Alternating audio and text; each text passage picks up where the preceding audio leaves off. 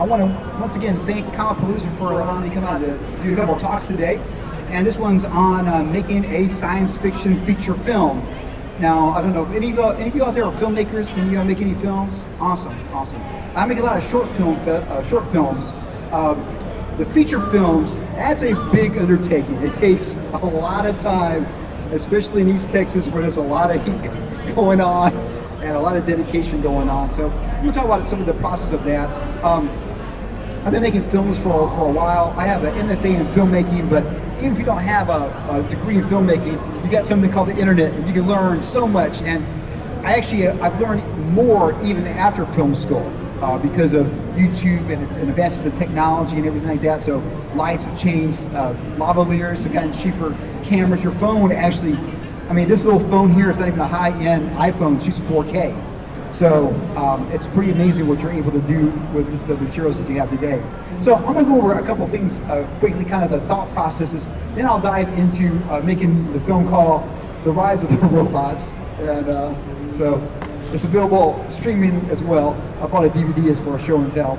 So let's just dive into the idea of being a filmmaker. And I guess in a lot of ways, why do you want to make films? And I feel in a lot of aspects, I have art inside me, and I want to share this with the world. And I think that's the mindset of this, that if you go in there with the right intentions of having a dream, having a focus, having something that you want to say, you can make that happen. And also like this film, we shot in the summer of 2012. I wasn't done with it completely. I had something to show 2 years later, but I really wasn't done with that for like another 2 years in post. I spent a lot of time working on special effects and sound. Sound was the thing I worked on probably the most. Color correction and things like that as well. So the reason why I bring that up, whatever you're doing, have a passion for it, because it can be with you for 3 months, 3 years, I guess even longer than that. So here are the parts I think that are important if you want to make independent film. Have a passion, of course, have ideas, have some skills. Networking is a big thing. Always have abilities to talk to folks. Don't burn bridges. You never know who you can work with or who can help you out. Always be positive. Have a script. If you don't write a script, there's plenty of screenwriters out there that would love to get their film made. Pre-production. That's where we actually are planning out things. Casting. I cast a lot. And for the lead actor, I actually begged him to come audition. And finally he came after the second time of me begging him to come out. And he agreed to do it. And so we had one person cast, and they had to get out for some reasons, and so we had to recast that part as well. And then finding locations and things like that. Principal photography, that's the fun, hard part. So that was 3 weeks of our lives making this film here. And then post-production, that was the longest part. That took a long time. In Hollywood, you see a list of names out there. I had some friends help me out initially, but at the end, I was the editor. I was the one tweaking special effects. They were already heavily done by another friend of mine who did a great job at being visual effects. And you'll see some of that in a minute. The other part is that if you make a film, you need to have some way to be able to show it to somebody else. Now, how did we get YouTube? YouTube is an amazing thing.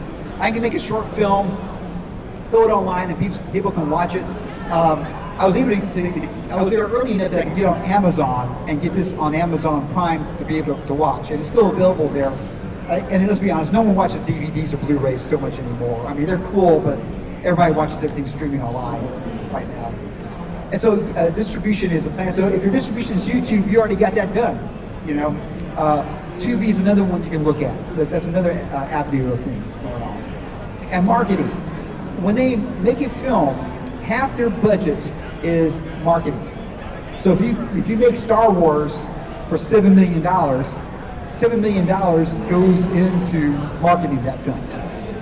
So I remember when they re-released Star Wars, A New Hope, they spent more on remarketing than they did for making the film the first time in '77. So they spent $15 million promoting that film to go out to the movie theater to see that. So that's a big part that is a challenge for a lot of filmmakers to make as well. So I have a passion, I already talked about that. There's a lot of problems to solve. And when it's a rainy day, what are you gonna do? Going to give up? No, you do something else. And mistakes will happen, and you find those, I kind of call those opportunities sometimes.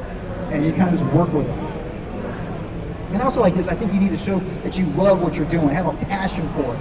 If you don't have a passion for it, I don't think anybody else is going to have a passion for it either. You got to show that you love this idea, go on from there. So, what kind of story do you want to tell? Science fiction is one of the things that a lot of folks are willing to help out with. Horror is another one. If you're into horror films, there's a lot of folks that love horror films. Making a drama can happen, but you really need a talent that's really that's trained acting wise. Those are hard to get. And a lot of times for our first films, we get our friends to act. We get our friends to do things. So basically, the idea of have some type of emotion, have something that can connect with the audience. So with this film here, I was going for that 50s sci-fi genre, the B movie that you'd watch in between the main feature.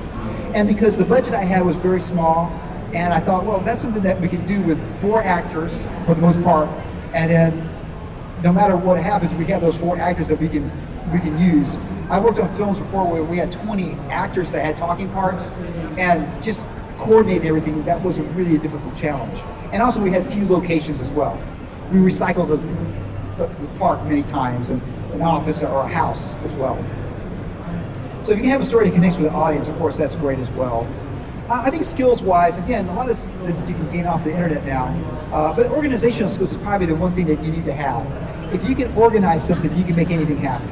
I don't care what it is. You put on a comic convention, a film festival, make a film. And then the technical things, cameras, lights, sounds, visual effects, editing, all these other things, you can go learn online. And you go to film school also, and if you're in film school, you're still learning, because things just can continue to keep on moving and growing. And so I say this, work on your craft. I write screenplays every day. I work on acting daily. I make a YouTube video every day. So I got 6,000 videos on YouTube right now, and I just constantly work on this craft as well. But handily, we got YouTube. You got a group of filmmakers. I know in Houston they have filmmakers here. They're on Facebook. They have groups in all these cities that they want people, actors, and crew to work on the books, film school. So those are all amazing things. And I would say also make a LLC, make a limited liability company, because that gives you what they call an umbrella. If something happens, they can only come after you for that asset. So at the beginning, when you're making films, but later on when you make something big, I made the Midgley film LDC for this film here, and that's my umbrella company for this. And I think as an artist and also as a business person as well.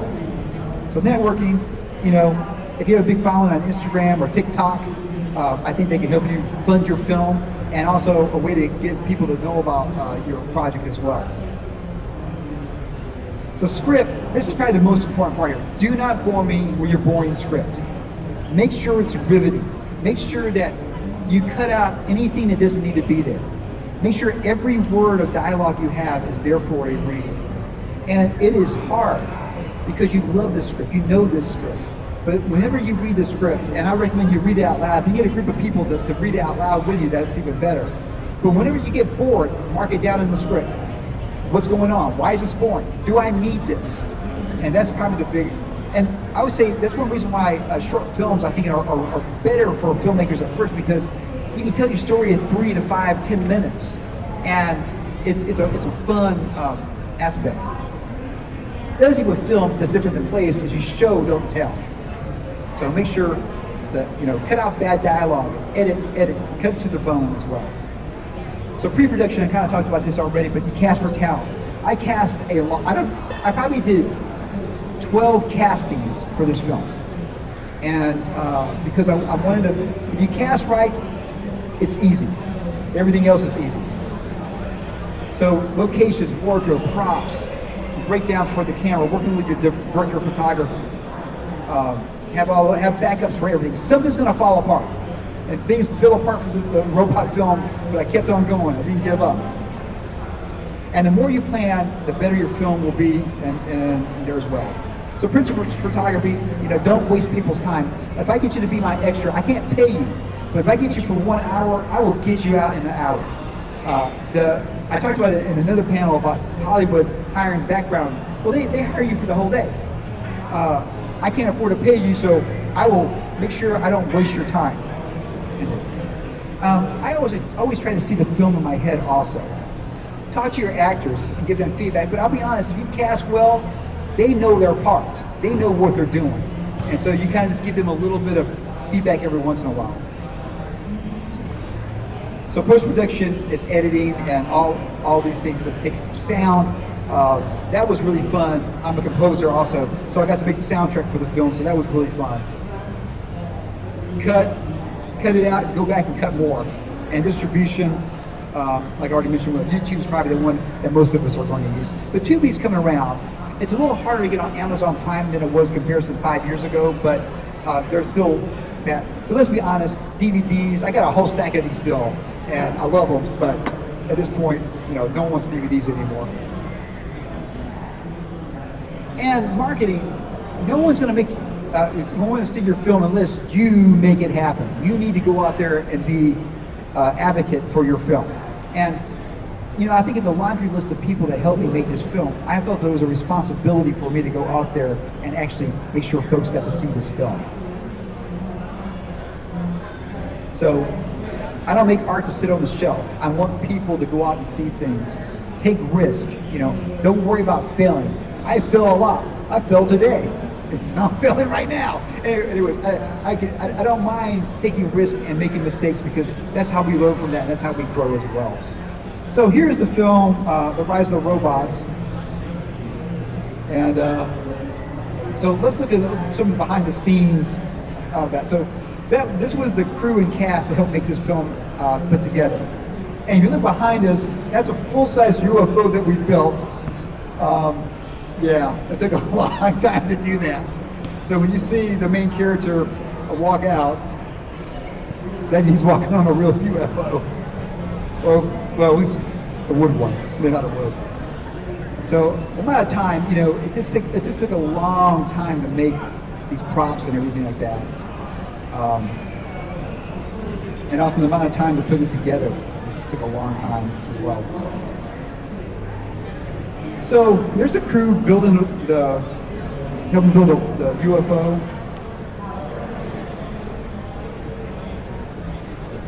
And there's a breakdown of what we're shooting wise for the production. So each day we had what scenes we're going to shoot. So there we are, the first day, principal photography. And this place is always quiet. That day, they're having to be using saws to cut things. And so I asked them, could you not do this when we're filming the vocal parts? They were cool and worked with me, but they didn't have to do that. And I'm like, oh. Anyways, so. And this film was shot a lot outside, so we had these bounce boards for lighting. So we used a lot of B-boards out there. And here's a fake wall that we made to kind of make the classroom look a little bit different, make it look like an office. There's the boom and cameras. There's another scene behind the scene. You see some lights there. Another hot day. Basically a lot of hot days outside. And in solidarity, I wore my suit because they were all in suits and covered up, so I wore a suit in that. And that's on top of a parking garage there. You see some of the lighting and some background.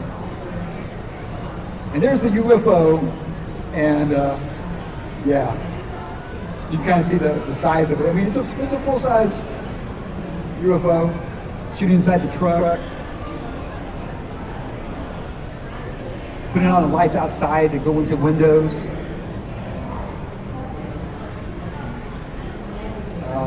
Anyway, some more behind the scenes there. There's the boom. And one thing about films, especially films for first-time filmmakers, sound is usually the issue. And what I use today is lavaliers. And especially, I use a wireless ones, but I also use wired ones. And the way I film today is that if you got a lot of dialogue, I'll put the lavalier on real close to your mouth. Get that. Then as I pull back, we'll do the wide shot. I will steal the audio from the close-up and use it for the wide shot. And they used to call, there used to be a TV show called Alias Smith and Jones. That's what they would do. They'd be walking a mile away just talking. And then you couldn't see their mouths at all, so they could put whatever dialogue they wanted there at all. So always remember that Alias Smith and Jones shot.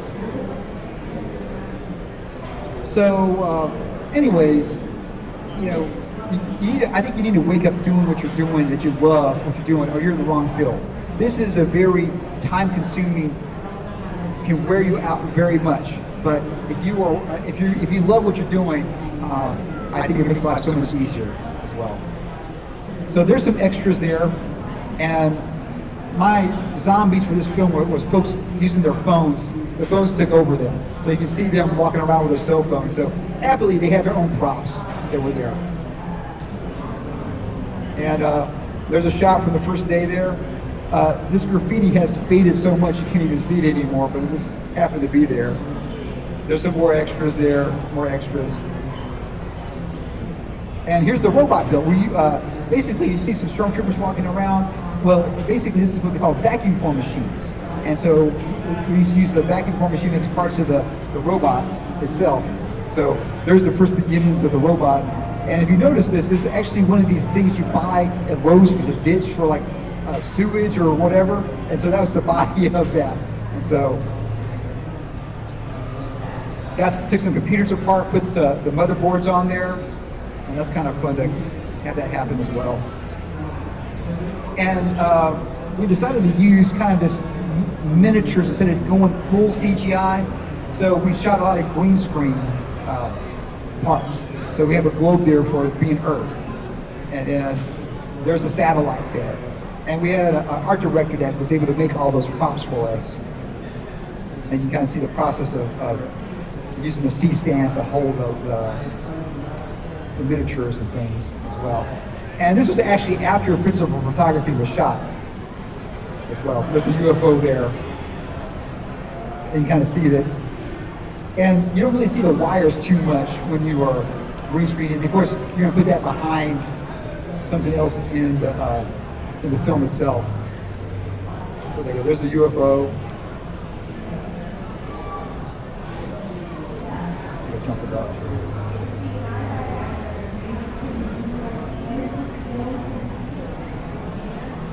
So you can see, try and get some shots from the bottom as it rises up. And the choice we made for this film was to kind of make it look like an old film that got lost. And so it's a bad print. So you see the little cigarette burns they used to use back in the day when we had reels to match up the reels. And so that's how the UFO would look in the film itself. And there's the robot. My visual effects person did an amazing job cloning all these robots. This was one robot, and he was able to go in the After Effects and make these amazing shots here. And so, it's really amazing. It's amazing what you can do with special effects, and today it's even easier to do. A lot of the stuff you can probably do on your phone now. All your humans are belong to us. I don't know if any of y'all remember that. You know what I'm talking about. So anyway, some really cool visual effects going on in the film as well. So there's a shot that how it looked, and this is how after we grindhouse it or make it look age. So the one sad part, I don't have a print of it not aged at this point. So I could go put it back together, I guess, if I had to. You see the difference. I mean, that's one sad part because it looks beautiful. But when you put that layer on top of it, it does kind of add a little bit of nostalgia in some aspects.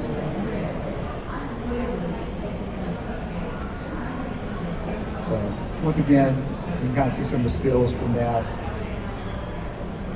And you see I was able to do different ones. That's a little bit more bluer. This one's a little bit more yellow. You see some pops from back in the day when you shot in the film. There's some dirt in the gate. You'd see some of that happen, or when you're also on the projections cameras as well. So you can see that in Star Wars. There's a little cigarette burn, and there's a little cigarette burn there. So I had a lot of influences that kind of helped me put this film together. And of course, you know, there's Robbie the robot, and the robot from Lost in Space. Forbidden Planet, the poster is influenced from Forbidden Planet. And Doctor Who influences as well. Star Wars influences.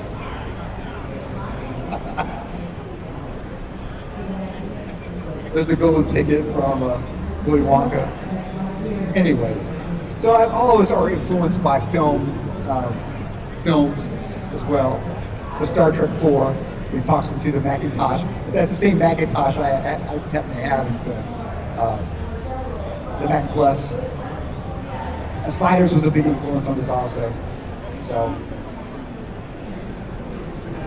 Fast Times at Ridgemont High. So you kind of see some of those influences. Anyways, so that kind of shows you a little bit about putting the films together.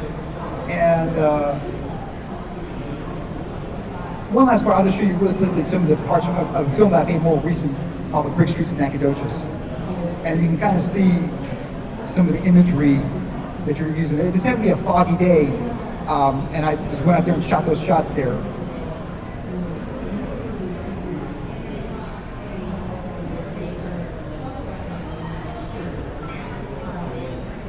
And anyways, I was going to show you.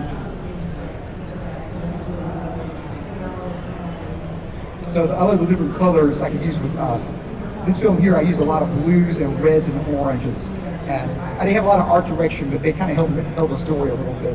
So you can see these lights are very economical and portable. They run on batteries. That's something I didn't have when we were being the rise of the robots. So now I can just charge up batteries and have portable lights. And you can see the little sound system I have there also.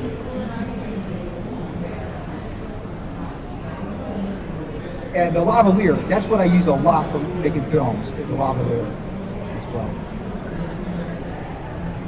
And I can put the lavalier right into my camera. I have an 80D that I use, and there's other cameras that you can get as well.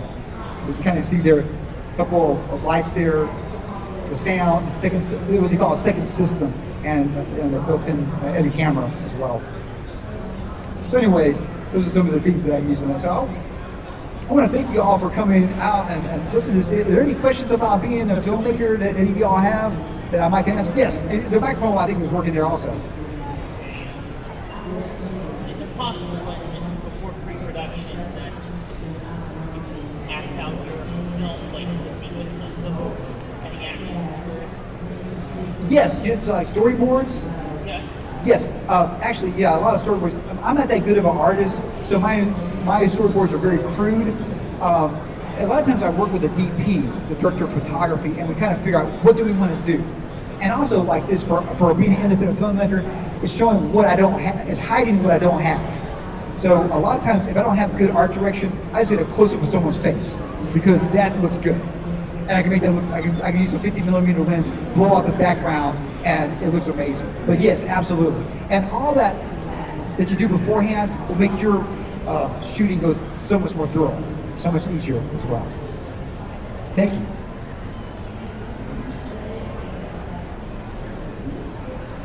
So I felt like I had to get up here. I know there's a lot of different kinds of directors. Some directors are better with dealing with the actors and maybe more actors, character-centered stuff. Some people are more interested in the production side. Which would you say, are you more of a production type director, or are you more of an actor type? I would like to hope I'm an actor's director. I would like to hope that. The one thing, especially when I do the films all by myself, when I film everything, I do light, sound, everything like that, there is a lot of production I have to go there. And so I I usually act in my films. So when I act in my films, now I got to I got to remember these lines. I got to interact with other individuals. But when I give direction, I would like to hope that I am a director that works with the actors. I hope I am. You might can tell me if I was or not. You did a pretty good job with us. Yeah. Thank you, Max. That's awesome. Any other questions from anybody? I know you said you make some films.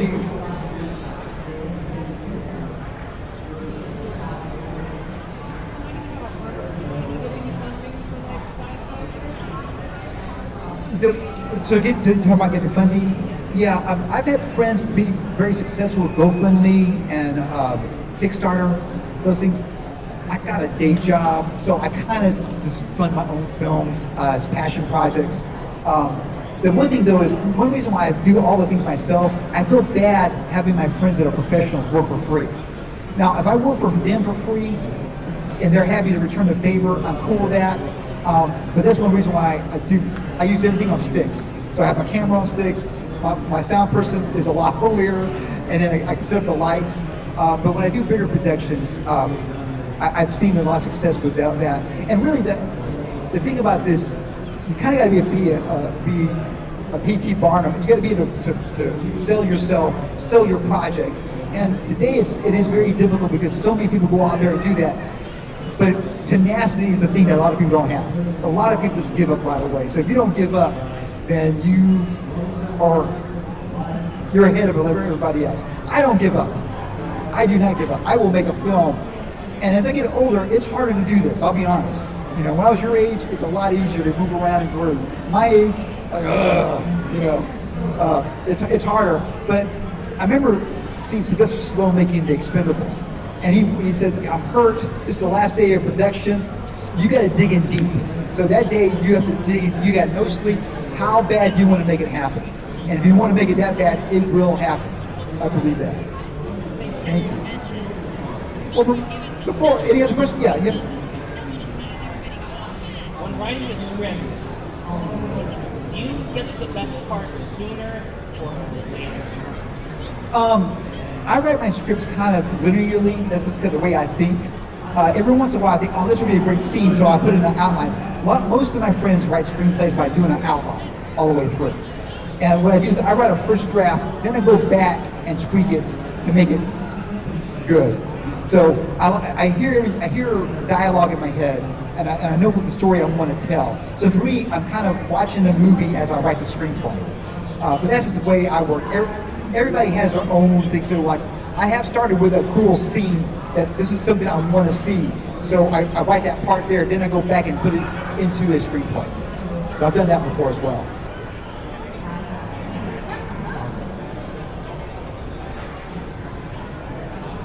Where did you get the idea for some of your books? Like how you were going to make a robot out of UFO? Very fortunately, I have some friends that are very good at prop making.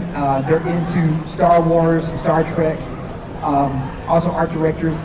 And so I asked them to help me do some of these things. So we use, if you remember Merlin, we used one of those things as a prop, this spray painted that. We took apart a hard drive as a device to use because it looks kind of cool. But that's what they do in the real world. I mean, that's what those guys do in Hollywood. They just take apart things. I mean, Star Wars, Star Trek, I mean, they had boxes from typewriters that they used and made those into sets, you know? So we just did things like that. But I had some really good people working for me. That's one part I'm not as good at, but I have friends that can make a robot. My robot would be made out of cardboard if I had to make it myself. Well, before we call it in, Paxton, would you mind coming up here for a minute? This happened by coincidence. Come on up here. Sheer coincidence. Paxton happened to be. Come on, come sit down. Gladly. All right. Paxton just happened to be. There we go. Paxton just happened to be here. He is the star of the Rise of the Robots. So literally 5 minutes before this panel, Paxton, that's Herbert. You know, he's the guy in the suit. I know I look different with short hair and no sunglasses, but yeah, that was me. Oddly enough. And how'd you? I mean, just because I have you here, how'd you feel? Because I know you work on short films as well. What's the difference between working on a short film and a feature film? Oh, the difference is night and day. It's because I worked on a couple short films as well. There's one that I was really proud of in the original Geek. There are some similarities because you do you do shots on location, which is going out to places and filming there. But for a feature film, it's a marathon. You got to keep going at it, and it takes a lot more stamina to get all the way through it, as well as just trying to keep your plan in motion. Those are really the two things that you really got to work on, and it is exhausting. Well, I want to thank you because it was a lot of hard work, a lot of hot days, a lot of lines. But the one thing that was amazing to me is that really it got to a point I didn't need to talk to you guys anymore. You knew what you guys were going to do. Right. And so that was really amazing that you guys got into the character so much. I go and say, well, all right, there it is. You know? Yeah. But to be fair, half of my character was just saying "dude" over and over again. So, but that's okay. That's just me. Well, it was an awesome experience, and what a happy coincidence to kind of run into here at Comicpalooza. But this is fantastic. So I can't thank you. Absolutely, yeah. Happy to be here, man. Thank you so much. Well, I want to thank you also for coming out and hearing me talk. If you have any questions, come on up and say hi. And I really hope you have a good rest of the day here at Comicpalooza, and I hope tomorrow you have a great day as well. So thank you all so much, y'all.